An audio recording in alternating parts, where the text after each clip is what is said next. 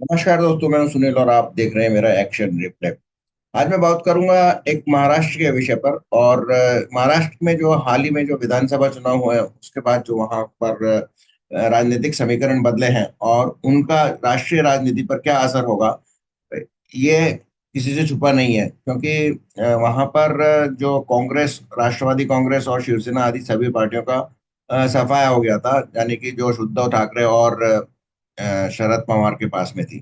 तो इसी सिलसिले को आगे बढ़ाते हुए वहां पे अभी अब से कुछ देर पहले या कल एक बहुत ही पुराने वयोवृद्ध और अनुभवी पत्रकार भाऊ तोरसेकर ने एक वीडियो डाला था। उसका शीर्षक उन्होंने दिया था कि एक पुराने गाने पर, राज कपूर की फिल्म, राज कपूर और नूतन की फिल्म थी कि ये चांद उखला ये तारे उठे जो ये रात बने गजब मतवाली है, समझने वाले समझ गए, ना समझे वो अनाड़ी। तो इस शीर्षक से मिलता जुलता उन्होंने इसका शीर्षक दिया।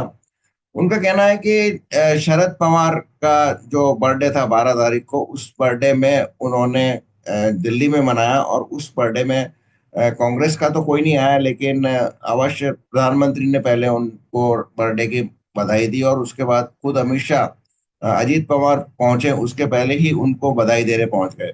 तो इसमें काफी कुछ पढ़ा जा सकता है कि इसके क्या राजनीतिक मायने होते हैं। बाबू का कहना है कि शरद पवार कुछ भी करते हैं तो उसमें राजनीति जरूर होती है, राजनीतिक उसका कोई ना कोई मतलब निकाला जा सकता है। और जो, जैसा उन्होंने कहा कि जो समझने वाले समझ गए, ना समझे वो अनाड़ी है। तो आप इस जो उनका बर्थडे मनाना दिल्ली में, इसमें अमित शाह का आना, इसमें अजीत पवार का अपने सहपत्नी वहां पहुंचना और वहां पर अजीत पवार के शरद पवार के एक दूसरे भतीजे का पद वहां पर रहना, ये सब बहुत कुछ बातें कहता है। और इसके अलावा ये बात भी है कि 12 ही तारीख को शिवसेना के 8 या 12 जो सांसद है वो कहीं ना कहीं नरेंद्र मोदी और अमित शाह से मिले थे। तो ये सब एक कुछ नई खिचड़ी पक रही है और इस खिचड़ी का जो अ, वो शरद पवार के बर्थडे सेलिब्रेशन से काफी कुछ मतलब है। शरद पवार ऐसा नहीं है कि वो कांग्रेस से परेशान है या फिर इंडी गठबंधन में उनकी कोई चल नहीं रही है, कोई मान नहीं रहा है, इसलिए वो एनडीए में शामिल होना चाहते हैं। ये तो लगभग निश्चित है कि शरद पवार एनडीए में शामिल हो जाएंगे। अब किस रूप में होंगे, इसको थोड़ा, इस गुत्थी को सुलझाना पड़ेगा। लेकिन वो, उनका जो मुख्य उद्देश्य है कि वो अब कोई लंबी पारी नहीं खेल सकते और उनकी जो राजनीति रही है वो कभी विचारधारा पे नहीं रही है। वो राजनीतिक समीकरणों पे और सत्ता में बने रहने के लिए रही है। और अब उनका एक ही ये है कि वो अपनी बेटी को, जो सुप्रिया सूले है, सांसद है बारामती से, जिन्होंने अजीत पवार की बेटी को हराया था, पहले भी वो सांसद थी इस बारामती से ही, लेकिन उसको वो सेटल करना है। तो उनका साफ साफ उनको दिख रहा है कि कांग्रेस के साथ रहकर तो उसका कोई भविष्य नहीं है। तो कहीं ना कहीं वो ये पींगे बढ़ा रहे हैं एनडीए में आने की। तो ये एक कारण है। और दूसरी बात ये है कि भाऊ का मानना है कि इन सब के पीछे अडानी का हाथ है या अडानी का इसमें इन्वॉल्व है। तो जब बार्गेनिंग होती है तो बहुत काफी हार्ड बार्गेनिंग होंगे एनडीए के साथ में शरद पवार के, और उस बार्गेनिंग में कोई तीसरा आदमी, जिसको बोलचाल की भाषा में बिचौलिया कहते हैं, तो यहाँ पे अडानी को बिचौलिया कहना तो थोड़ा उनको इनके प्रति अपमान की बात हो गई। तो वो इन्वॉल्व है। और ये सारा जो उनका बर्थडे है, इसमें जो अमित शाह आए उनको बर्थडे की बधाई देने, और जो प्रधानमंत्री ने उनको फोन करके बधाई दी, वो हम उसमें इन्वॉल्व पीछे से अडानी है।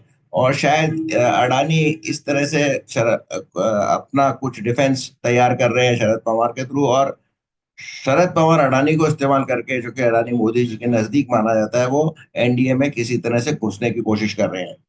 तो अब शरद पवार के लिए ऑप्शन क्या है, क्योंकि ये बार्गेनिंग बहुत हार्ड होगी, अमित शाह भी कोई बार्गेनिंग कम करने में नहीं है। एक ऑप्शन तो हो सकता है वो सीधे सीधे अपनी पार्टी का विलय अजीत पवार की एनसीपी के साथ कर दें। तो इससे निश्चित रूप से एनडीए की संख्या तो बढ़ जाएगी और उनकी जो डिपेंडेंस है नीतीश कुमार पर, वो थोड़ी कम हो जाएगी। लेकिन इतने में क्या अमित शाह मान जाएंगे?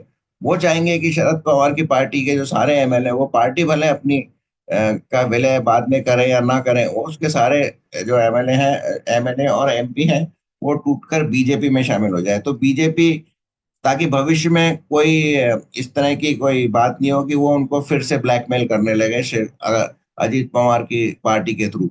तो वो चाहेंगे कि वो सीधे बीजेपी में आ जाए, तो इन सब का जो सेटलमेंट होगा वो अडानी के थ्रू ही होगा।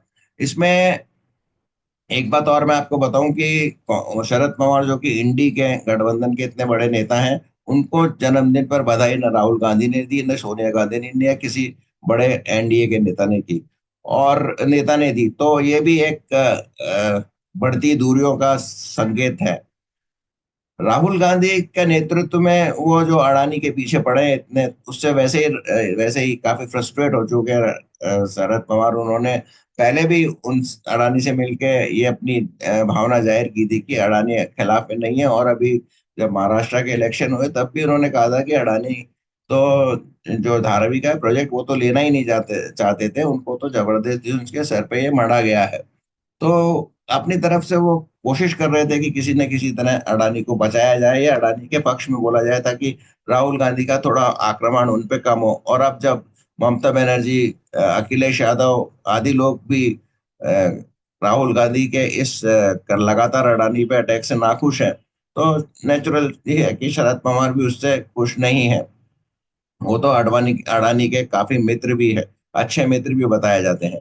तो ये सब के चलते ये देखना होगा कि क्या शरद पवार कब एनडीए में शामिल होते हैं और किस रूप में शामिल होते हैं। और उनका जो स्ट्रेट अवे जो फायदा उनका होता है कि वो अपने बेटी सुप्रिया सुले को सेटल करना चाहते हैं, और 8 सीट जब लोकसभा में उनकी वो देंगे तो नेचुरली एक कैबिनेट मंत्री पद मांगेंगे मांगेंगे और सुप्रिया सुले को केंद्र में कैबिनेट मंत्री बना लिया जाएगा।